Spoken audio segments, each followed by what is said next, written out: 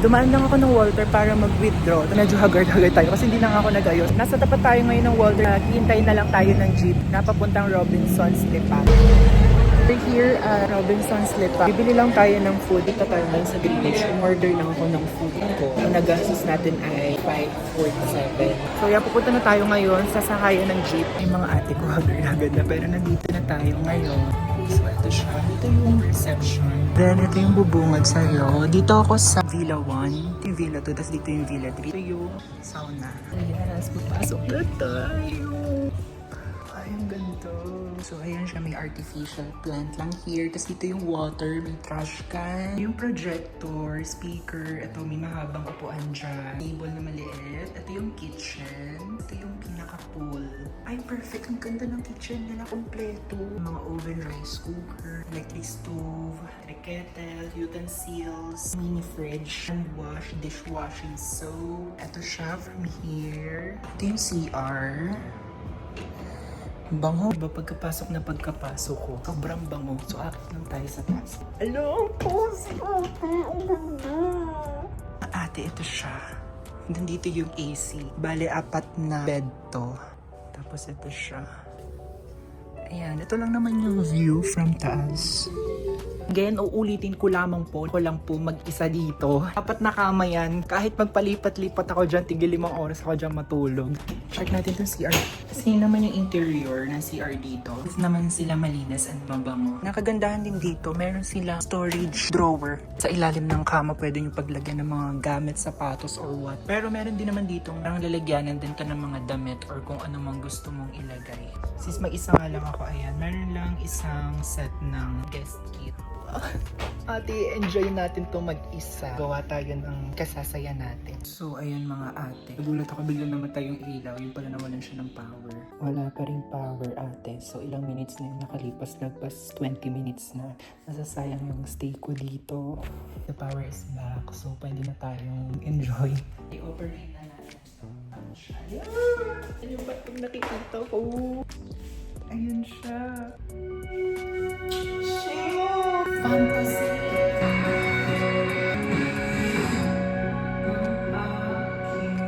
Mga ate, sobrang fantasy. So yan, nakapagpalit na ako ng swimwear. This is what I'm wearing. Yeah.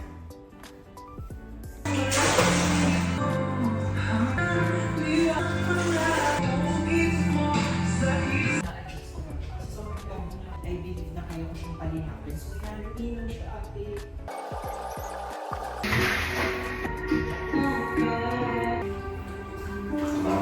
Dalangin ko sana.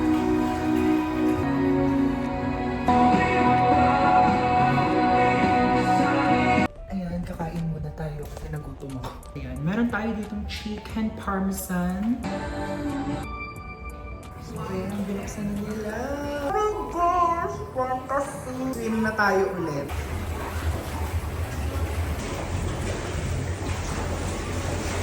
Kapag tapos na tayo mag-swimming and tapos na din yung bubbles. Hindi natin siya kakainin para wala tayong hugasan. Ayun pala, habang hinihintay natin na hinit yung food ko, chika pala ako. Sila ditong sauna. Kasi masyado ako nag-enjoy sa pagsuswimming. Nakalimutan ko na hanggang 7 nga lang palang staff. Ate, anong oras na? 10:20 na magsiset up. Mag-assist sa atin for sauna. For my dinner, lasagna, chicken, and rice. Ay, wait, nainom ko yung sauce.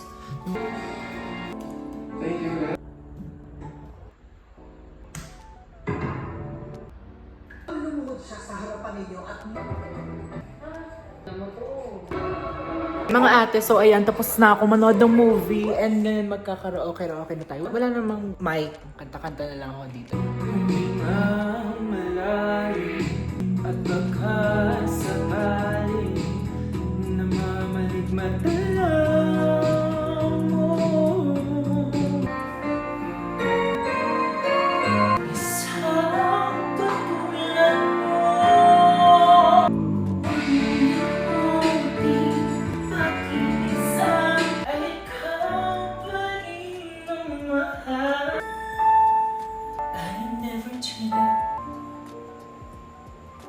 My oras,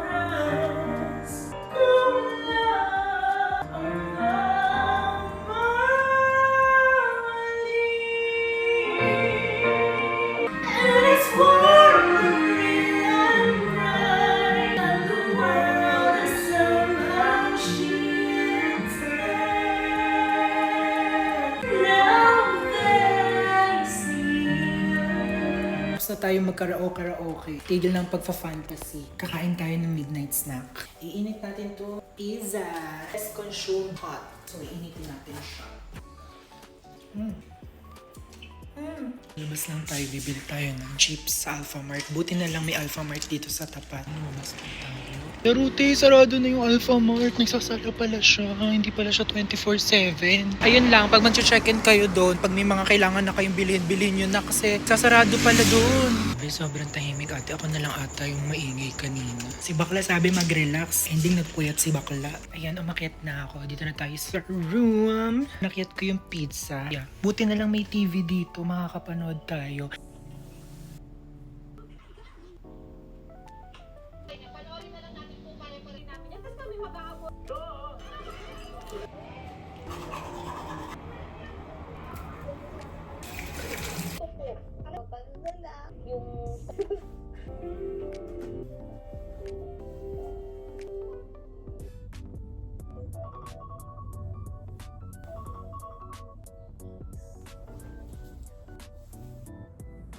Hi, good morning. It's 7:23. Maaga ko din nagising kasi nga 11 yung check-up. Sayang ate yung oras. Malapit na din mag-11. Kailangan kong i-enjoy yung mga natitira kong oras dito. Kasi sayang naman, diba? Though relax lang din naman ngayong araw. Wala naman masyadong ganap. Just wanna share this na sobrang tagal na nag-work. Pagod na, pro-work ka na lang. Tapos more tipid-tipid, sacrifices. I just wanna say na you take a break. Kasi lahat tayo kailangan nun. Hindi tayo robot. Ang robot di siya napapagod pero nauubos na siya ng gas. And parang tayo, ganun din tayo bilang tao. Nawalan din tayo ng gas, kailangan natin ng fuel. Di enough yung di enough yung tulog para makapagpahinga ka. Kailangan mo talagang lumayo from the house. Iba pa rin yun pag nasa ibang place ka. Iba yung vibe, iba yung ambience. Kung kayo ay may budget or may extra or kaya pag-ipunan nyo. Pero kung hindi rin talaga kaya, pwede naman ng simple lang or slow morning, paminsan-minsan, hindi ka nagmamadali, chill ka lang, give yourself a time or break. Actually, maraming mura. I-rent or i-book na Airbnb. Hindi kailangan may swimming pool kapag nasa ibang lugar ka. Iba yung feeling. Ako naman, kaya naman ang pinili ko is yung may swimming pool kasi na-realize ko talaga na I'm a water person. Iba yung pakiramdam sa tenga ko kapag may tubig at siya sa pakiramdam ko. Feeling ko sobrang nare-relax ako. Siguro hanapin nyo lang din talaga yung kung ano yung magpapasaya sa inyo or makakapagbigay sa inyo ng kapahingan or comfort. Pero naman kasi iba re-reset sila kapag may mga ginagawa sila activities. Ayun na hiking. Ayun pa lang sinasabi ko talaga na super worth it. I know na kahit na malaki yung nagastos ko for this, hindi ko siya pagsisisihan kasi alam kong kailangan ko siya and deserve ko siya.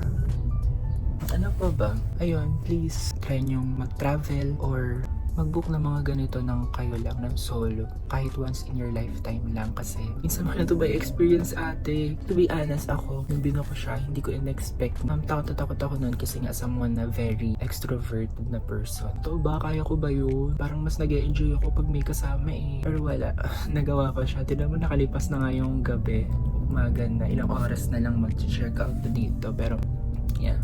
Gawa ko siya. And I'm so happy and I'm proud of myself. Ito reason kung bakit ko din siya ginawa kasi maybe in the future, kasi gusto ko talaga mag-travel. Ako yung person na parang hindi ko kayang umalis na walang kasama. Pero nagagawa ko na naman siya minsan, like mga errands, ganyan. Pero yung gala talaga, siguro mga twice, thrice ko pa lang siya nagagawa. Hindi, 4 times, 5 times ganyan. Hindi naman natin ini-aim na alam mo yun, maging mag-isa tayo palagi. Pero dadating yung time, hindi magiging available yung friends, family, jowa, or kung sino man sa paligid mo. Wala magiging available kundi ang sarili mo lang. Self-love is important, kaya kailangan talaga dapat mag-invest ka sa sarili mo. Kasi walang ibang gagawa ng pagmamahal na yan and pag-invest sa sarili mo kundi ikaw lang. Kasi talaga nabas na talaga tayo. Bukas na siya. Makakabili na tayo ng kung ano-ano. So yeah, nakapasok na tayo. Magpailan na tayo ng water. Yan, meron naman nakita mga karinderya dyan sa paligid. I mean, kaso maglalakad ka pa ng mga 3 minutes, 4 minutes, 5 minutes. Like ako mahilig ako mag-walking, pero itong araw nito gusto ko lang mag-relax. And minsan lang din naman kasi ako kumain ng ganito, hindi naman siya araw-araw. Nagulat ako kasi basta naman yung bubbles channel dito sa Subway. Pero yun, kakain na tayo. Ito papaset up natin yung sauna. Set up lang siya ni ate. Ayan, okay na daw.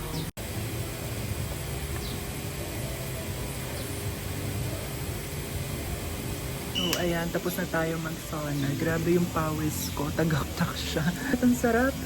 So, ayan, nakapagbanlaw na ako. Luto ako ngayon ito, baked mac. Habang inantay ko siyang maluto, magbibihis na ulit ako. Ako na mag-ayos ng bongga talaga. It's already 10:57 na. Nandito ko na din i-end yung vlog, yung video. Kasi, kasi kakaanlami kong dala. Hindi na ako makakapag-video pa sa labas. So, ayun lang naman. Thank you for watching. Bye!